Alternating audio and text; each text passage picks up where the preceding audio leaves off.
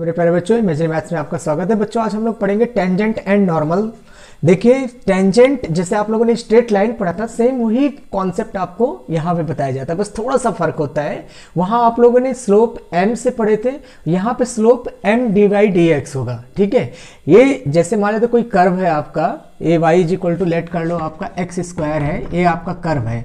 अब इसका आप स्लोप कैसे निकालोगे? इसका आप डिफ्रेंशिएट कर दोगे तो d d x of y is equal to 2x, ये आपका स्लोप हो गया। ये आपका कर्व है तो ये आपका स्लोप ऑफ टेंजेंट हो गया। स्लोप ऑफ टेंजेंट कितना हो गया? 2x हो गया। ठीक है, तो यानी कि किसी कर्व को वो लाइन टच करते हुए निकलती है। अब आपका ये भी एक कर्व बन सकता है और इसका कॉमन टेंजेंट भी बन जाएगा। जैसे मान लो अगर मैंने यहाँ एक्स क्यूब लिख दिया तो एक्स क्यूब का कितना हो जाएगा? आपका 3x स्क्वायर हो गया। तो एक्स क्यूब का ग्राफ कुछ ऐसा बनेगा, है ना। मान लो एक्स क्यूब एक ग्राफ ऐसा बन गया और एक्स स्क्वायर का ग्राफ कुछ इस तरीके से जा रहा है। तो इनके बीच का जो कॉमन टेंजेंट होगा, ये जो कॉमन टेंजेंट अगर मान लेते इस कर्व का जो भी आएगा, वो कर्व का जो कॉमन टेंजेंट बनेगा वो किसी एक्स एक्सिस के साथ जो एंगल बनाएगा एंटी क्लॉकवाइज, वही हमारा स्लोप होता है। स्लोप क्या होता है? इंक्लाइंड, मतलब किसी एक्सिस पर इंक्लाइंड यानी एंगल होता है एक टाइप का। ठीक है, और किस टाइप का एंगल होता है? Anti clockwise with the x axis. Anti clock इसका जो स्लोप मेजर करते हैं anti clockwise with the x axis. ठीक है, तो यहाँ पे हम लोग स्लोप ऑफ टेंजेंट पढ़ेंगे ये चीज। नॉर्मल क्या होता है? नॉर्मल का मतलब होता है, जैसे मान लो आपका कोई भी कर्व है, ये आपका कोई भी कर्व है, जब तक हम टेंजेंट नहीं बनाएंगे तब तक हमारा नॉर्मल नहीं आएगा। आपने टेंजेंट ड्रॉ कर दिया, अब इसके ऊपर कोई एक लाइन परपेंडिकुलर होगा जिसको हम नॉर्मल बोलेंगे। ठीक है, तो ये आपका नॉर्मल हो जाएगा। नॉर्मल कैसे भी हो सकता है, ऐसे भी हो सकता है। आपका टेंजेंट ये है, नॉर्मल लाइन है, हो गया परपेंडिकुलर लाइन। ठीक है, तो यानी कि कर्व पर हमारे टेंजेंट, जब तक टेंजेंट नहीं पता होगा नॉर्मल हम नहीं निकाल पाएंगे। तो यहाँ पे m का मतलब d d x of 5 slope of tangent. अब देखिए इक्वेशन ऑफ टेंजेंट, जैसे आपका इक्वेशन ऑफ लाइन का फार्मूला होता है वही टेंजेंट का, y minus y one is equal to m into x minus x one. Normal क्या होगा? Negative reciprocal. आपको पता है बेटे, जब दो लाइन परपेंडिकुलर होता है तो उनके स्लोप का प्रोडक्ट -1 के बराबर होता है, इसीलिए यहाँ m -1/m होगा। अगर इनका आपस में आप मल्टीप्लाई करोगे m और -1/m का तो -1 आ जाएगा। जो स्लोप परपेंडिकुलर का कंडीशन मैंने यहाँ पे लिखा है m1 m2 is equal to -1। जब हमारा पैरेलल होंगे, दो लाइन अगर पैरेलल है या कॉन्सिडेंट है तो उसे m1 is equal to m2, मतलब dy/dx1 is equal to dy/dx2। आ गया समझ में? मान लेते हैं कोई एक आपको ऐसे दे दिया जाए कि एक कोई कर्व है और उस कर्व पर कोई दो पॉइंट दे दिया जाए कि बताओ क्या ये दोनों पॉइंट उस कर्व पर हमारे मतलब जो टेंजेंट बन रहे हैं क्या वो पैरेलल बनेंगे? तो आप क्या करोगे? पहले dy/dx निकालोगे, फिर उस पॉइंट को उसमें पुट करोगे और दूसरा वाला पॉइंट भी उसमें पुट करोगे। जब दोनों बराबर आ जाएगा तो इसके मतलब वो क्या हो जाएगा? पैरेलल हो जाएगा। और जब उनका प्रोडक्ट करोगे तो m1 m2 is equal to -1, जिसको ऑर्थोगोनल और परपेंडिकुलर दोनों जानते हैं हम लोग। अगर हमें एंगल निकालना होगा दोनों कर्व के बीच का तो tan theta is equal to m1 minus m2 अपन 1 प्लस m1 m2, मतलब पहले का स्लोप और दूसरे का स्लोप और फिर इनका प्रोडक्ट है। अगर हमारा कोई tangent parallel to x axis है, जैसे मान लो बेटे हमारा एक कर्व है आ रहा है और इस कर्व का जो टेंजेंट अगर एक्स एक्सिस के पैरेलल है तो एक्स एक्सिस के पैरेलल का मतलब dy/dx 0, मतलब यहाँ से यहाँ तक कोई ना कोई डिस्टेंस होगा। मान लो ये डिस्टेंस c है तो इसका कोऑर्डिनेट हो गया 0,c, तो 0,c का मतलब y is equal to c। तो अगर आप डिफ्रेंशिएट इसका करोगे तो dy/dx इज इक्वल टू कितना हो गया? 0 हो गया। और अगर कोई कर्व आपका y एक्सिस के पैरेलल है तो dx/dy 0, मतलब जस्ट उसका उल्टा d d x of y is equal to 0 कब होगा? जब पैरेलल टू एक्स एक्सिस होगा, और जब y एक्सिस होगा तो d d i of x is equal to कितना हो जाएगा? 0 हो जाएगा। बेटे अगर कोई कर्व हमारा एक्स एक्सिस को कट कर रहा है, एक कर्व है हमारा एक्स एक्सिस को कट कर रहा है तो y कोऑर्डिनेट आपका 0 होगा। और अगर कर्व हमारा y एक्सिस को कट कर रहा है, ये कर्व अगर हमारा y एक्सिस को कट करेगा तो यहाँ पे हमारा x कोऑर्डिनेट 0 होगा। आप लोग इस तरह से, ये आपके फार्मूले हैं, इस फार्मूले को बहुत ही ढंग से आप लोगों को याद करना पड़ेगा। मैं इससे रिलेटेड आप लोगों को कुछ क्वेश्चन बता रहा हूँ, वो बहुत इंपॉर्टेंट क्वेश्चन। देखिए आपके सामने एक क्वेश्चन है, find the slope of tangent y is equal to x cube minus x plus 2 at the point x coordinate is 2। x coordinate is 2। आपके पास एक यहाँ पे पॉइंट दिया हुआ है एक्स कोऑर्डिनेट 2। बेटे ध्यान से देखना है, ये पूरा एनसीईआरटी का जो सबसे टॉप मोस्ट इंपॉर्टेंट क्वेश्चन जो आपके एग्जाम में आने वाले क्वेश्चन है वही आपको बताए जा रहे हैं।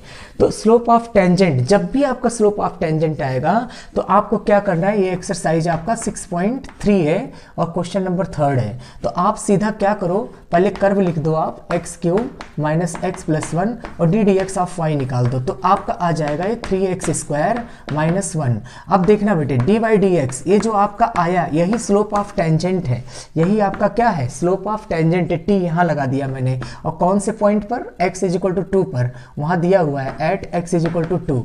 जब 2 यहाँ पुट करोगे आप तो 3 × 2² माइनस 1, ये आपका आ जाएगा 12 और 3 4 12 माइनस 1 11 आ गया। तो आप देख सकते हैं यहाँ पे आपका कितना आ गया, ये 11 आ गया। ठीक है, ये स्लोप ऑफ टेंजेंट हो गया। नॉर्मल क्या होता है आपका, जब आप स्लोप ऑफ टेंजेंट निकाल लिए तो नॉर्मल बहुत इजीली निकाल सकते हैं, कुछ नहीं करना, नेगेटिव रेसिप्रोकल कर देना बेटे। आपका ये 11/1 है तो इसको उल्टा लिख दो, 1/11, ये प्लस है तो किस में लिख दो, माइनस में लिख दो, आपका नॉर्मल निकल गया, नॉर्मल का स्लोप निकल गया। यानी अगर आपका नॉर्मल का स्लोप आया तो आप इस तरीके से वर्क करेंगे। ठीक है, अब यहाँ पर हमारे पास क्या है, एक क्वेश्चन और है, find the equation of normal and tangent.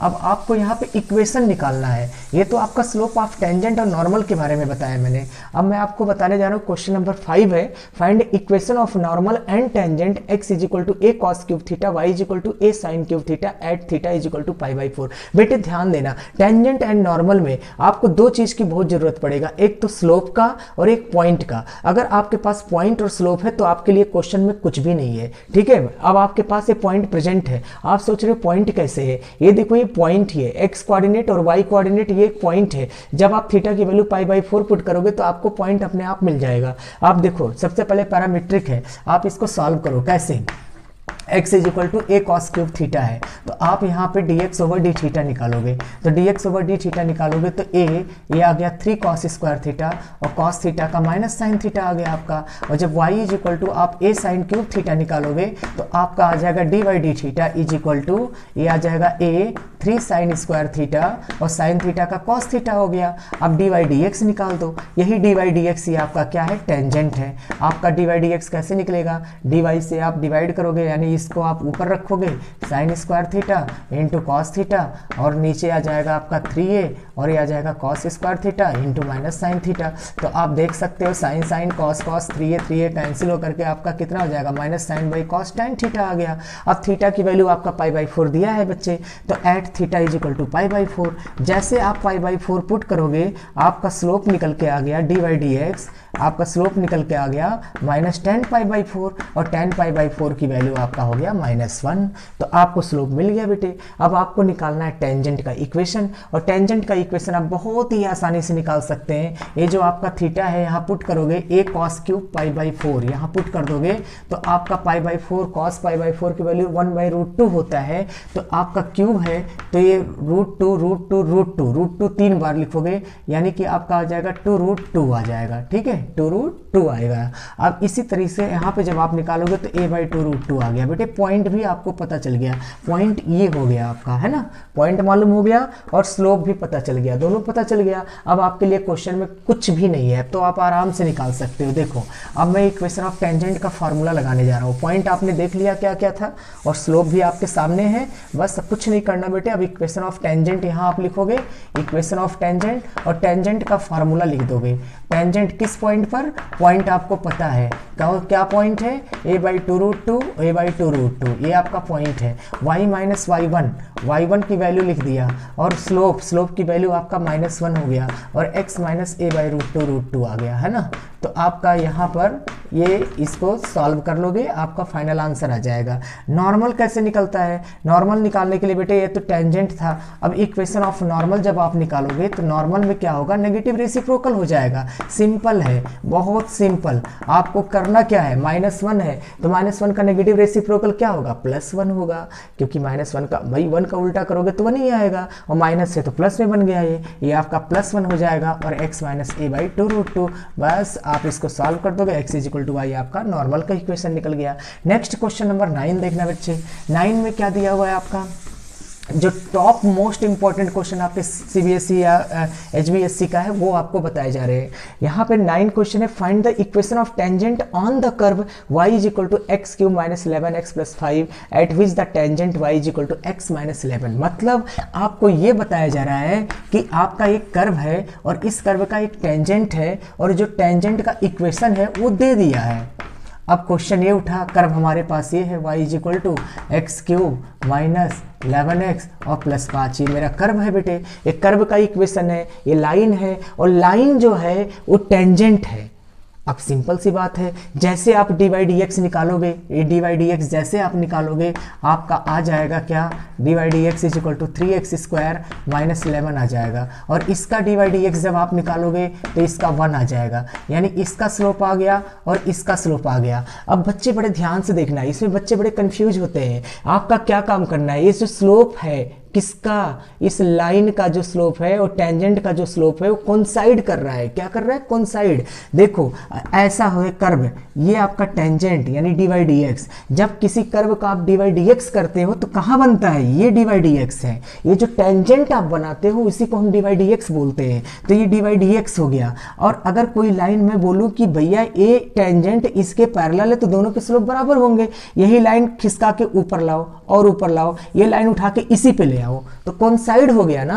तो कुछ ऐसा ही क्वेश्चन दिया है, मतलब ये लाइन इस कर्व पे कोइंसाइड कर रहा है, मतलब टेंजेंट पे आके पूरी तरह मिल गया है। और जब टेंजेंट पे आके पूरी तरह मिल गया तो इनको आपस में आप बराबर कर सकते हो। जैसे इनको आप बराबर करोगे अभी तुरंत आपको पॉइंट मिल जाएगा। अभी देखना आपको तुरंत का तुरंत पॉइंट मिल गया बेटे, देखो ध्यान से, आपका पॉइंट आ गया 3x square minus 11 is equal to 1, तो x square is equal to 11 plus 1 12, x square is equal to आ गया 4, तो x की वैल्यू आपका प्लस माइनस 2 आ गया। अब क्वेश्चन ये उठा कि प्लस माइनस 2 दोनों लिखेंगे या एक लिखेंगे। बेटे ध्यान देना, अगर ये पैरेलल होता, अगर एक बोलता ये जो लाइन है ना इस टेंजेंट के पैरेलल है तब तो दोनों पॉइंट ले लेते हैं हम लोग, लेकिन ये जो लाइन है इसी कर्व पर अब हम वो पॉइंट पुट करेंगे, x की वैल्यू 2 हम पुट करेंगे कर्व में भी और लाइन में भी, जो दोनों पे सेम आएगा वही आंसर होगा। जैसे x की वैल्यू आप 2 जब कर्व में पुट करोगे, इसमें पुट करोगे इक्वेशन नंबर 1 में, तो आपका क्या आएगा, y is equal to from first and second,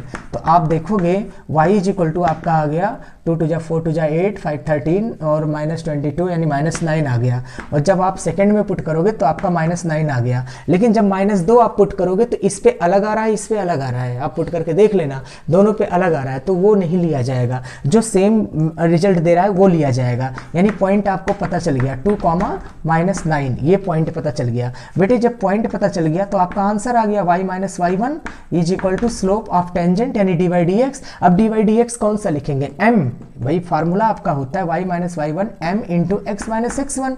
अब आपको पता है y प्लस 9 और m की वैल्यू लाएंगे कहाँ से, m की वैल्यू हमेशा याद रखना कर्व का लेंगे, हमेशा याद रखना। या अभी पैरेलल है, कोइंसाइड है, तो आप कोई भी ले सकते हो, लेकिन याद रखना हमेशा कर्व का लोगे। तो x की वैल्यू आप 2 जो है उठा के कर्व में पुट करो, यहाँ पे इस कर्व में पुट करो, इस जो स्लोप है, तो 2 जब पुट करोगे तो 4 3 12 और 12 में से 11 गया, कितना हो गया बेटे 1 हो गया। तो आप स्लोप की जगह 1 लिख दोगे तो x माइनस 2 आ गया, सॉल्व कर दोगे आपको ये आंसर मिल जाएगा। आप लोग देख सकते हैं इस तरह से कैसे सॉल्व हुआ क्वेश्चन। अगर यही पैरेलल होता तो दोनों पॉइंट लेते, 2 टेंजेंट बनते। इसके कितने टेंजेंट बनते, 2 टेंजेंट, लेकिन ये पैरेलल नहीं था, ये कोइंसाइड था, कर्व पर कोइंसाइड था, तो कोइंसाइड से हमारा एक ही पॉइंट सेटिस्फाई होगा, जो दोनों में पुट करने पर सेम रिजल्ट थे वही होगा। अब देखो नेक्स्ट क्वेश्चन आपका 13 है बेटे, हमें पॉइंट निकालना है, ठीक है, पॉइंट निकालना है जब इसका tangent parallel to x axis होगा, पैरेलल टू y एक्सिस होगा। आपका एक इक्वेशन दिया हुआ है, ठीक है, इक्वेशन क्या है, x स्क्वायर बाई 9 और y square by 16 is equal to 1 है। तो आप लिखोगे 2x बाई 9 और plus 2y by 16 dy dx is equal to 0 हो जाएगा। अब आप देख सकते हो यहाँ से dy dx की वैल्यू जब आप निकालोगे तो आपका माइनस 2x बाई 9 और ये आ गया 16 बाई 2y, आपका 2 2 कट गया, minus 16x divided by 9y आ जाएगा। अब बेटे ये आपका दिया है कि भाई ये पैरेलल टू x एक्सिस है, आपको मैंने फार्मूला बताया है, जब हमारा टेंजेंट x एक्सिस के पैरेलल होगा तो dy dx हमारा 0 होगा पैरेलल टू x एक्सिस में। पैरेलल टू एक्स एक्सिस में हमारा क्या होगा, ये डी वाई डी एक्स 0 हो जाएगा। अब डी वाई डी एक्स की वैल्यू आपको पता है, ये हो गया 9y इज इक्वल टू 0, तो आपको पता है x की वैल्यू 0 हो गया। अब वैल्यू कहाँ रखेंगे बेटे, कर्व पे रखेंगे। यहाँ बच्चे कंफ्यूज होते हैं, जब लाइन और कर्व दोनों आ जाते हैं तो सोचते हैं कि कहाँ पुट करें, लाइन में पुट करें या कर्व में करें।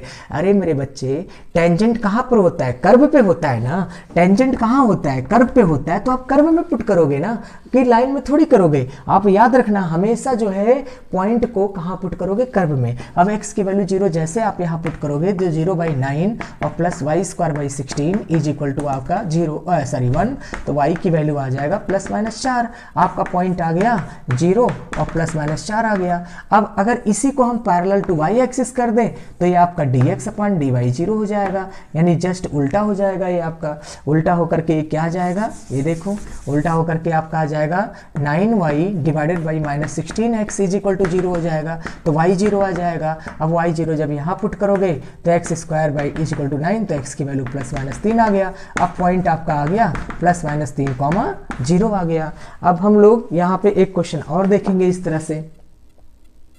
चलिए एक क्वेश्चन और देखिए, find the equation of the tangent to the curve y is equal to x² - 2x + 7 which is parallel to the line and perpendicular to the line. अब ध्यान से देखना बेटे, आपका ये कर्व है, आपका ये क्या है, कर्व। ऐसे रफ डायग्राम बना लो, और जब आप इस कर्व का डिफरेंशिएट करोगे तो d y d x is equal to आपका आ जाएगा 2x - 2, ये आ जाएगा, यानी ये आपका आ गया। ये आपने डिफरेंशिएट किया, ये लाइन आ गई, एक कर्व हमारा बन गया, मतलब टेंजेंट हमारा बन गया है। अब इस टेंजेंट के पैरेलल एक लाइन दिया है, लाइन आपका दिया है 2x - y + 9 is equal to 0। ये आपका टेंजेंट लाइन का इक्वेशन दिया है। इसका डिफरेंशिएशन जब करोगे आप तो d y d x is equal to हो गया 0, तो आपको पता है डी वाई डी एक्स की वैल्यू कितना आ गया, 2 आ गया। तो आपको ये पता हो गया मेरे बच्चे, ये दोनों हमारे क्या है, ये जो टेंजेंट है और ये जो लाइन है, ये दोनों पैरेलल है, तो दोनों आपस में क्या करेंगे, बराबर करेंगे। जब दोनों आपस में बराबर करेंगे अकॉर्डिंग टू क्वेश्चन, जब दोनों आपस में बराबर होगा तो 2x - 2 इज इक्वल टू 2, तो 2x इज इक्वल टू 4, तो x की वैल्यू आपका 2 आ गया। अब जो x की वैल्यू 2 है वो कहाँ पुट करोगे, इस कर्व में पुट करोगे। क्यों इस कर्व में पुट करोगे, क्योंकि टेंजेंट पॉइंट यहाँ है ना। जब आप टेंजेंट पॉइंट निकालोगे तभी तो आपको सब कुछ मिलेगा। तो y x is equal to 2 आप उस कर्व में पुट करोगे, पुटिंग इन कर्व। जब कर्व में पुट करोगे तो कर्व में हमारा आ जाएगा y इज इक्वल टू 4 - 4 और +7, तो आपका आंसर 7 आ गया। अब पॉइंट निकल के आ गया 2,7। अब यहाँ पे y - y1 is equal to m into x - x1। अब बेटे m कहाँ से लाओगे, m कहाँ से लाओगे, स्लोप कहाँ से लाओगे, स्लोप ऑफ टेंजेंट कहाँ से लाओगे। ये जो x की वैल्यू आपका आया है इसको कर्व में, कर्व के स्लोप में पुट कर दो। कहाँ पुट करोगे, कर्व के स्लोप में, यानी x की वैल्यू जब 2 यहाँ पुट करोगे तो 4 - 2 2 आ गया, तो आपका आ जाएगा y - 7 is equal to 2 into x - 2। अब आप कहोगे सर जी ये क्यों नहीं पुट कर दिया, 2 तो आपने निकाल ही लिया, तो ये पुट कर दो। अच्छी बात है बेटे, कर दो, पैरेलल है तो आप कर दो। लेकिन कन्फ्यूजन से बचने के लिए, इसमें बच्चे बड़े कन्फ्यूज होते हैं, सोचते हैं स्लोप कौन सा ले। बेटे हमेशा याद रखना, स्लोप हमेशा कर्व का लोगे, पॉइंट हमेशा कर्व से निकालोगे, क्योंकि हमारा टेंजेंट पॉइंट कर्व पे होता है, इसीलिए हम सारा काम कर्व पे करेंगे, ठीक है। इसलिए लाइन को भूल जाओ, यानी कि जब हमें पॉइंट निकालना होगा तब भी कर्व में, और जब हमें स्लोप निकालना होगा तो कर्व का स्लोप निकालेंगे। बस ये आपका आ गया आंसर। चलो इसी का एक सेकंड पार्ट है। सेकंड पार्ट में क्या दिया है, परपेंडिकुलर टू द लाइन, मतलब क्या है, आपका ये जो लाइन था अभी पैरेलल था, अब इसने परपेंडिकुलर दे दिया। क्या दे दिया, परपेंडिकुलर दे दिया, कुछ ऐसा दे दिया, ये लाइन दे दिया। और लाइन आपके पास है 5y - 15x is equal to 13। जब आप डिफ्रेंशिएट करोगे तो डी वाई डी एक्स और -15 इज इक्वल टू 0, तो आपका d y d x is equal to आ जाएगा सेकंड लाइन का स्लोप जो आएगा 3 आ गया। अब बेटे ध्यान देना, दोनों का जो लाइन है वो कैसे है, परपेंडिकुलर है, और जब लाइन परपेंडिकुलर है तो इनके स्लोप के जो प्रोडक्ट होंगे वो -1 के बराबर होंगे, यानी आपका 2x - 2 और 3 इज इक्वल टू -1, तो आपका आ जाएगा 6x - 6 इज इक्वल टू -1, तो आपका x की वैल्यू 5/6 आ गया। अब इसको कहाँ पुट करोगे, इन द कर्व में। कहाँ पुट करोगे, कर्व में।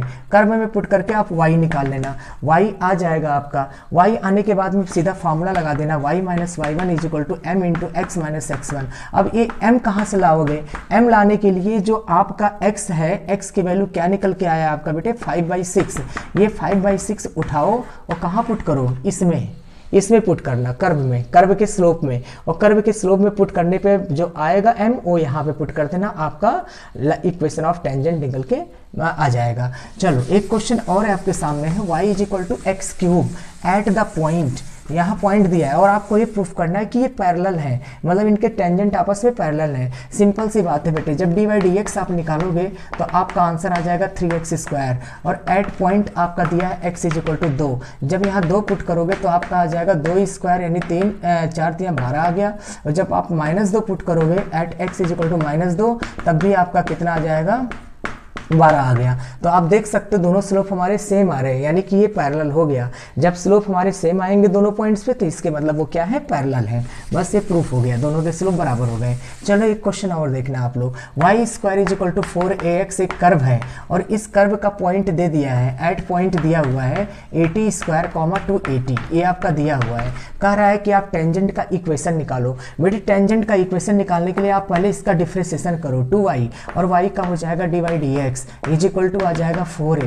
अब आपको पता है dy dx की वैल्यू आ जाएगा यहाँ से 4a/2y।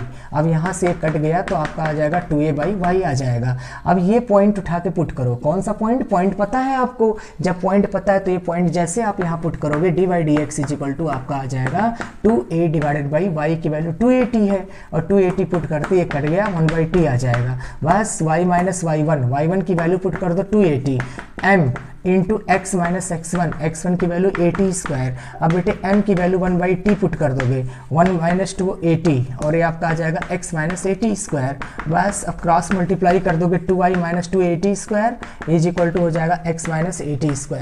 सबको एक तरफ ले आओगे, आपका आंसर आ गया इक्वेशन ऑफ टेंजेंट। बेटे नॉर्मल अगर निकालना होता आपको, नॉर्मल बताओ, तो नॉर्मल में जो आपका 1/t आया है ना, इसका नेगेटिव रेसिप्रोकल कर दोगे। 1/t का नेगेटिव रेसिप्रोकल क्या हो जाएगा, -t हो जाएगा। तो आपका ये नॉर्मल निकल के आ जाएगा। ये क्या निकल के आ जाएगा, नॉर्मल निकल के आ जाएगा। ये आपका नॉर्मल है।